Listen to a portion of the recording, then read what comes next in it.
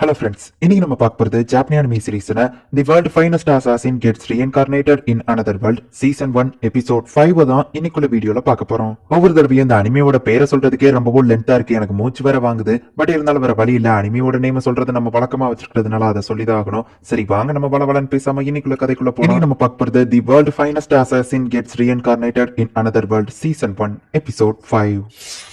இப்போ 35 வருஷத்துக்கு முன்னாடி காமிக்கிறாங்க, வேர்ல்டுலயே நீ தான் பெஸ்ட் சாமுராய், ஆனா நீயே சூசைட் பண்ணிக்கிட்டியே அப்படின்னு சொல்லி அந்த காடஸ் சொல்லிட்டு, நான் ஒரு காடஸ், உன்னோட மெமரிஸை எரேஸ் பண்ணாம ஸ்வாட் அண்ட் மேஜிக் இருக்கிற ஒரு உலகத்துல உன்னை ரீஇன்கார்னேஷன் பண்றேன், பதிலுக்கு அங்க இருக்கிற ஹீரோ பண்ணி கொல்லணும் அப்படின்னு காடஸ் சொல்லப்போம். நீங்க எனக்கு என்ன கட்டளை கொடுத்தாலோ அதை நான் செய்யறேன் மை காட் அப்படின்னு சொல்லி அவன் சொல்றான். இப்போ அவன் குழந்தையா ரீஇன்கார்னேஷன் ஆகிறான். நம்பர் 362 35 வருஷத்துக்கு முன்னாடி ரீஇன்கார்னேஷன் ஆனா என்ன ஆனான்னு பாப்போம் அப்படின்னு சொல்லி காடஸ் பார்த்தா அவன் ஒரு காமெடி பீஸ் மாதிரி இருக்கிறான். நெக்ஸ்ட் டைம் ஆச்சு நல்ல ஒருத்தனை செலக்ட் பண்ணணும் அப்படின்னு சொல்லி காடஸ் மனசுக்குள்ள நினைக்கிறாங்க. இப்போ நம்ம ஹீரோ வந்துட்டு மார்க்கெட் போறான். அங்க இருக்கிற எல்லாருக்குமே நம்ம ஹீரோ ரொம்பவும் பிடிச்சிருக்கு. அது போக நம்ம ஹீரோ வந்துட்டு அங்க இருக்கிற நிறைய பேருக்கு ஹெல்ப் பண்ணிருக்கான். நீங்க கொடுத்த ஃபெர்டிலைசர்ல தான் இந்த தடவை எனக்கு விளைச்சல் அதிகமா இருக்கு அப்படின்னு சொல்லி ஒருத்தர் அவரோட காய்கறியை கொடுக்குறாரு.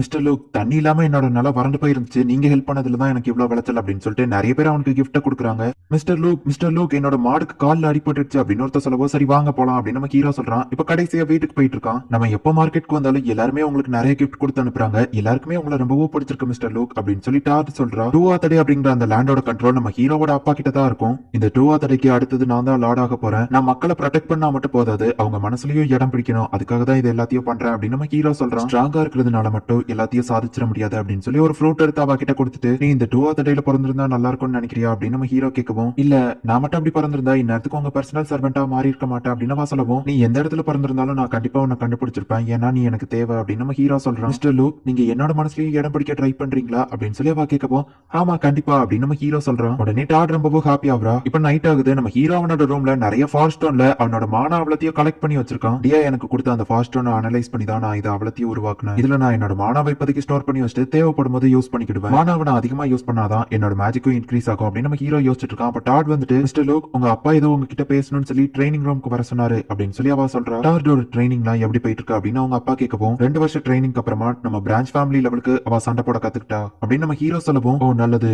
நானா அதை பத்தி கேட்கல அப்படின்னு அவங்க அப்பா சொல்லவும், சரி நான் டைரக்டா விஷயத்துக்கே வரேன், அவ ஒரு இன்னசென்ட் அப்படின்னு நம்ம ஹீரோ சொல்லவோ, எப்படி சொல்ற அப்படின்னு அவங்க அப்பா கேக்குறாரு. அவளோட ஐ கான்டாக்ட், ஃபேசியல் எக்ஸ்பிரஷன், வெக்கப்படுறது, அது போக இத்தனை வருஷமா ட்ரைனிங்ல நான் அவ கூடவே இருந்திருக்கேன், சோ எனக்கு நல்லாவே தெரியும் அப்படின்னு நம்ம ஹீரோ சொல்றான். 2 or 3 டெக்னிக்ஸ் கத்துக்கிட்டதுக்காக வந்த ஸ்பையா இருப்பாளோன்னு தான் நினைச்சேன், அவ ரொம்பவும் நல்ல பொண்ணு, திறமசாலி வர அப்படின்னு அவங்க அப்பா சொல்றாரு. நான் அவளை ஃபர்ஸ்ட் டைமா மீட் பண்ணது ரொம்பவே ஒரு கோஇன்சிடென்ஸ் தான், அது செட்டப்பா இருக்க வாய்ப்பு இல்ல அப்படின்னு நம்ம ஹீரோ சொல்றான். மேஜிக் யூசரா இருக்கிற ஒரு பொண்ணு உனக்கு கிடைச்சது உண்மையிலேயே மிராக்கிள் தான், ஆனா நான் உன்னை கூப்பிட்டது வேற ஒரு காரணத்துக்காக. உனக்கு ஒரு ஸ்பெஷல் டெஸ்ட் இருக்கு, அதுல நீ பாஸ் பண்ணிட்டீங்கன்னா அதுக்கப்புறம் உனக்கு ஒரே ஒரு ட்ரைனிங் தான், அது முடிஞ்சதுக்கு அப்புறமா நான் உனக்கு அசாசின் வர்க்க கொடுக்க ஆரம்பிப்பேன். உன்னோட நெக்ஸ்ட் ஸ்பெஷல் டெஸ்டே உனக்கும் எனக்கும் 1-on-1 ஃபைட் தான். இந்த ஃபைட்ல நீ ஜெயிக்கணும்னு அவசியம் இல்ல, உன்னால முடிஞ்சது என்னங்கறத எனக்கு காட்டு அப்படின்னு அவங்க அப்பா சொல்றாரு. 2 அசாசினுக்கு ஃபைட் நடக்குதுன்னா அது ரொம்பவே டிஃபரெண்ட் ஆனது. ஏன்னா 2 பேருமே மறைஞ்சிருந்து தான் அட்டாக் பண்ணணும்னு ட்ரை பண்ணுவோம். யார் ஃபர்ஸ்ட் தன்னோட டார்கெட்டை கண்டுபிடிக்கிறாங்களோ அவங்களுக்கு தான் அட்வான்டேஜ் இருக்கு. எங்க அப்பாவோட ஆரோ சவுத் சைட்ல இருந்து தான் வந்துச்சு அப்படின்னு சொல்லி நம்ம ஹீரோ அவங்க அப்பா இருக்க இடத்து தேடி அவங்க அப்பாவை போய் அட்டாக் பண்றான். ஆனா அவங்க அப்பா நம்ம ஹீரோவோட காலை உடச்சு விட்டுருக்காரு. ஹீரோ எஸ்கேப் ஆகி அவன் காலை இப்ப ஹீலிங் பண்ணிக்கிட்டு தான். 2 or 3 ஃபைட்டிங் டெக்னிக்ஸ் எல்லாமே எனக்கு தெரியும், அது போக என்னோட போன ஜென்மத்துல உள்ள அசாசின் டெக்னிக்ஸும் எனக்கு நல்லாவே ஞாபகம் இருக்கு. ஆனா அப்படி இருந்தும் கூட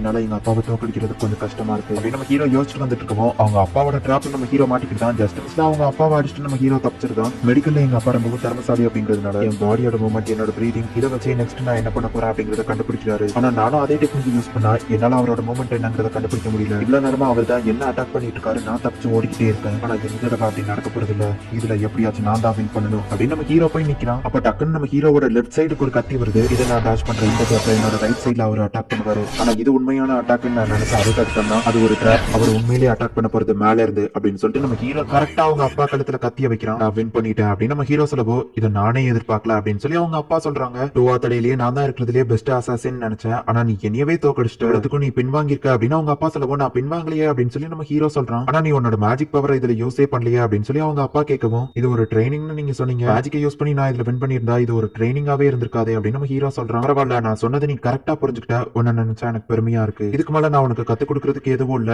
நீ எக்ஸ்பீரியன்ஸ்ல தான் மத்த எல்லாத்தையும் கத்துக்கிடணும் அப்படின்னு அவங்க அப்பா சொல்லப்போ, நான் அதுக்கு தயாரா தான் இருக்கேன் அப்படின்னு நம்ம ஹீரோ சொல்றான். இதுக்கப்புறம் நீ ஸ்ட்ராங் ஆகுறது எப்படிங்கறத நீயே தான் கத்துக்கிடணும். உன்னோட ஃபைனல் டெஸ்ட்டுக்கு நீ போறதுக்கு முன்னாடி என்னோட சில வேலைகள்ல ஹெல்ப் பண்ணு அப்படின்னு சொல்லி அவங்க அப்பா சொல்றாரு. இப்போ தப்பு பண்ற பெரிய பெரிய பணக்காரங்க எல்லாரையுமே அவங்க அப்பா போயிட்டு கொண்டுட்டு வராரு. தடையுமே இல்லாம தான் அவங்க அப்பா போய் கொள்றாரு. நம்ம ஹீரோவா அவங்க அப்பாவுக்கு சப்போர்ட்டிவா கூட போறான்.